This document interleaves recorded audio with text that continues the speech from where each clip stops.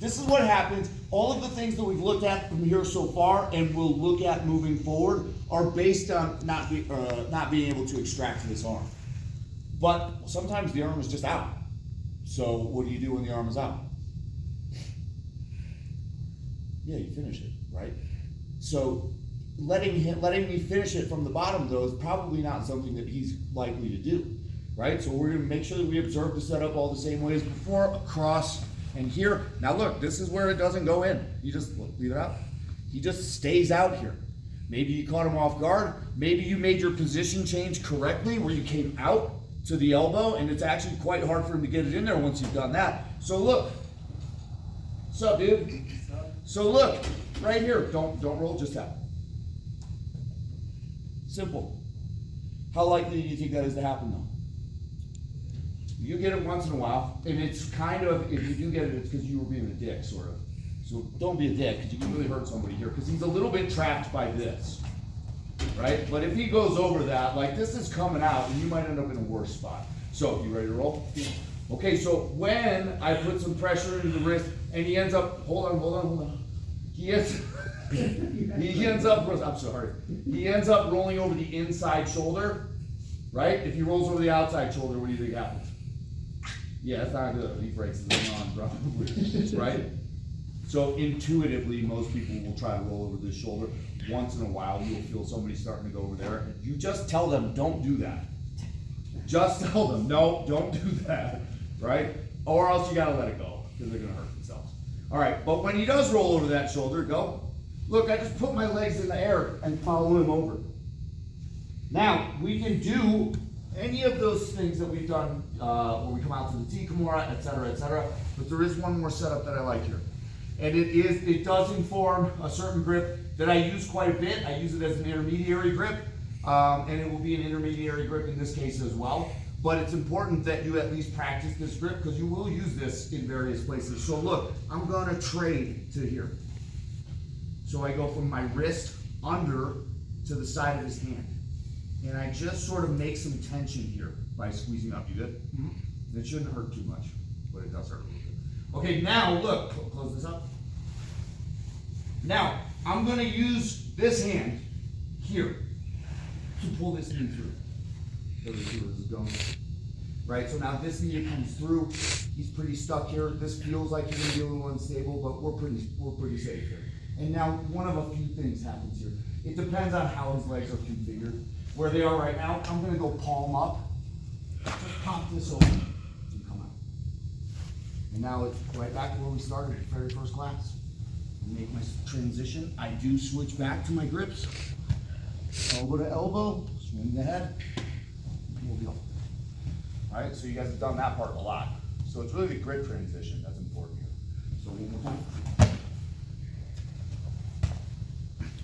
I make my setup, and rather than dropping back to my shoulder as we are wont to do, we come out to the hand, right? And so it's really hard for him to bury it here. So we start to apply the pressure, and over he goes, legs to the sky, and just follow. Feed this grip, pull it tight. Bottom leg first, knee through, top leg second, out. Switch my hips, back to my original grip. Good. And even if I come out to the side here and he just beats me to that grip, and it's usually just a grab on his groin muscle. That's my favorite defense here, right? And I try to improve it by moving the knee up, further up the, up the landscape here to make a deeper bite with the hand. And then I'll start working up to like belt grips and stuff. But when it's no gi, you don't have anything to grab here except for the inside of your leg. So you start finding tendons and stuff that you can grab onto for better grips. But either way, this is a problem. But I like to isolate this side of his body. So I'm cool with this, right? And it's situational. Maybe I move my butt back a little bit and I make a butterfly hook and we look at throwing him over the shoulder, right? Maybe I make a butterfly hook to extract that bottom leg and go sumigaishi over to the side, right? Which is the stuff that we worked on last week. But in this case, I want to submit him here. So I'm going to get a little space here. Now look, if I could just throw this leg over, take that arm out real quick, throw this leg over and start working, I would. And that does happen sometimes. especially if we arrived here in a sort of a scrambly way. But that's not generally what happens here. What happens is he starts to, you see this? He'll like put this shoulder down, yeah, and start trying to like collapse my leg here. All of that is fine because I'm not ever gonna be able to go over the top if he has a wedge over my hip. So instead I'm gonna come through the center. So I get to here. And it's not as hard to do as you would think. Now, sometimes it feels like you're being a little bit of a dick because you're kind of rubbing your knee across their face and ear to get here, but we all sound away. So, look, I haven't been handsome in years, so if you rub your knee across my face, I'm not gonna be mad at you. Look at my face right now. Not mad about that either. All right, so where I'm going here is I'm gonna egg beater my leg out, right? But this is a point where he starts to posture up a lot. So I make sure that I stay heavy here. I make sure that let's say this, I make sure that I'm prepared to get heavy here.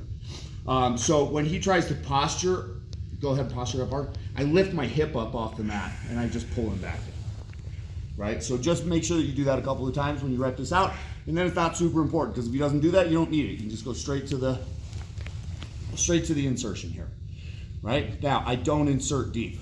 It's pretty close here. It's kind of like a figure four, and for this one, I can keep the staple on the far leg. We'll start taking that out for other options, but for this, I keep that staple, right? And now, it's pretty easy to pull his elbow to my chest and extract that hand. And when I do that, I switch to the thumb grip, I come to my top hip and shoulder, and just press my hips in towards his elbow, right? So down here, this isn't gonna work. They call this in this case, this is his left arm I'm attacking over my left hip and left shoulder, which makes it the left principle. You'll hear it sometimes referred to as the right principle. But his left elbow is going over my left hip and his left hand to my left shoulder. So I finish it this way. One more time. Oh, he hit it, oh no. All right, so I cannot do this from my back. This is an issue, I teach this to the advanced kids sometimes and they really struggle with this because they just forget to get on their hip and shoulder. You can't do a shit flat on your back, right? So I gotta get to my hip and shoulder. And then my knee comes up through the center, right? And I put some pressure into his ear here. And I also put some downward pressure, look, like sort of oppositional downward and upward pressure at the tricep and wrist to keep him from trying to rip out of this. Here, it's less uncomfortable for him. And he might have the feeling that he can posture up and rip out of this. And that can be a problem for me. So here, he's less inclined to try that.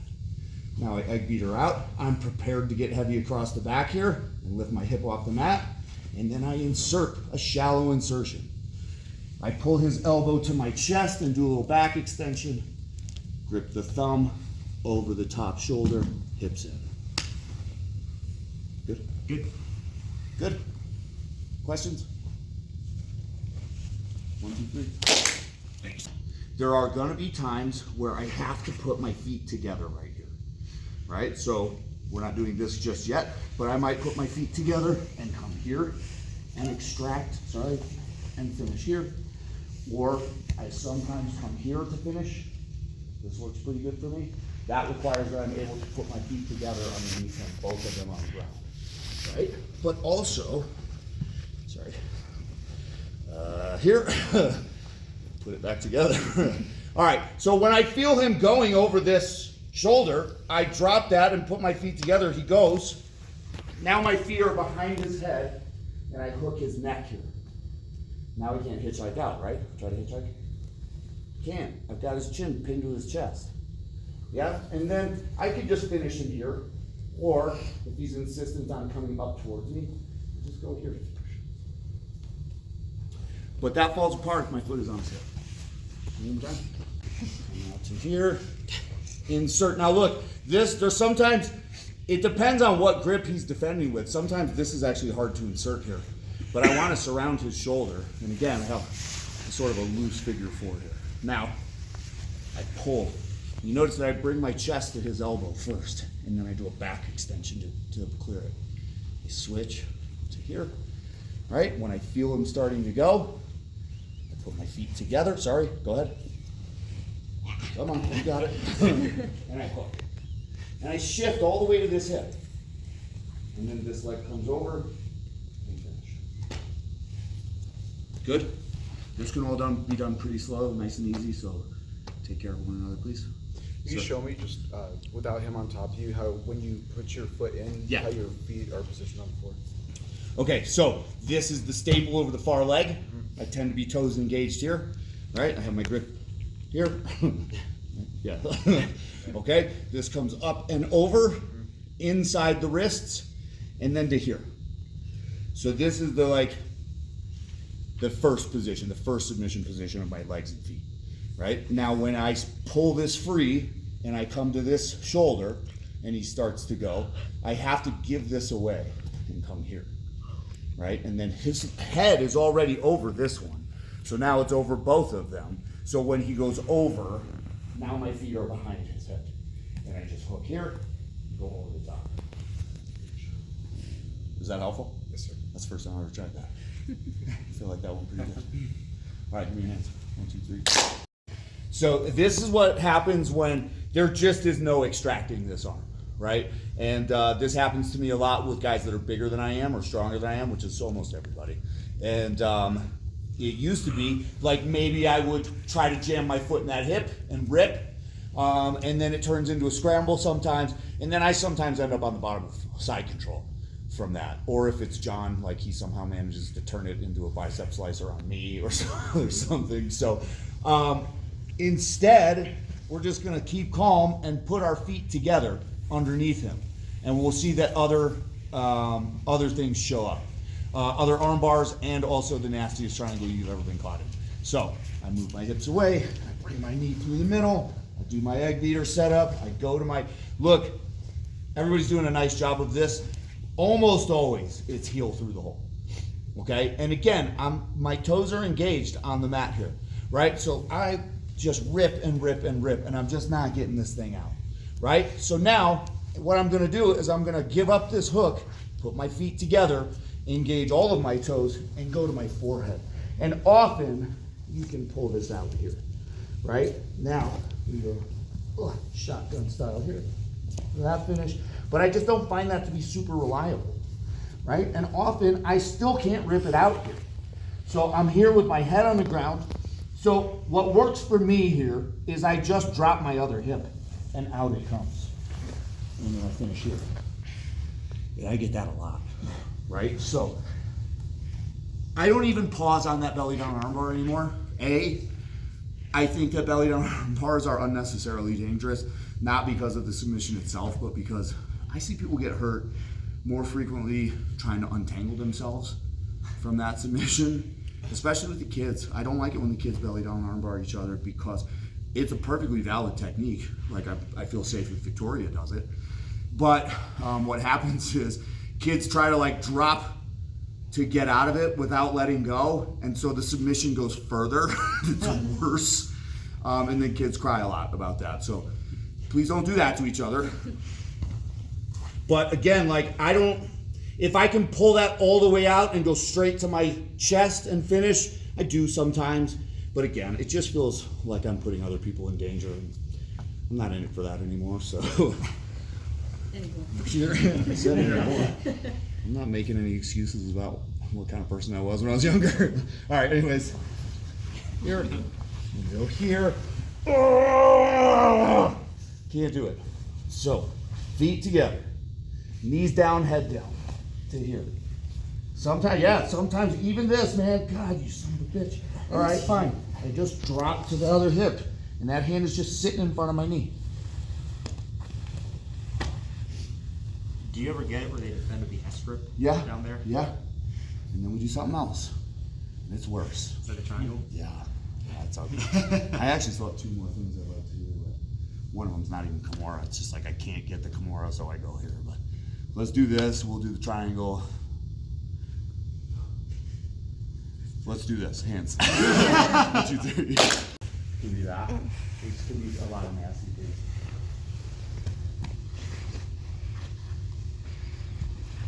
Good. Toes together, up to my face. And again, those of you guys that did not ask this, if I'm like elbow to elbow here, I can take this other grip off. I can post in this hand. All right, so now, knee on the back of the head to depress. And it's just really, this is one of the few triangles where the bite can be variable. Like I always think this is best because it is, but sometimes with this one, it's like here, but that will definitely work. Sorry. Yeah. Questions? When you showed this last time, you had us going all the way around the head and Yeah. pulling the head through. Is that just extra steps? To the thing. So I was going like Your knee was going all the way here. around and dragging. Yeah, I do that. Yeah. I do that. So what she means here is posture a little bit. When I go here, I sometimes, if I have a deep enough purchase here, I'll go so that I'm bringing his head to me. You see what I mean? And I can get a deeper bite there. The problem with this is that we end up like this a lot with the knees pointed this way. And no matter how hard you squeeze here, he won't go out. And then he'll be mad at you, right? So if I'm here, that's terrible. So if you do all that, which is great, you pull him towards you like above the ear with the top of your knee. You just have to remember then to reorient back down towards the ground. And then that actually is a way worse triangle. Was it worse? Yeah. Cool, good question, thank you. Anybody else? All right, let's go, hands. 1, 2, 3.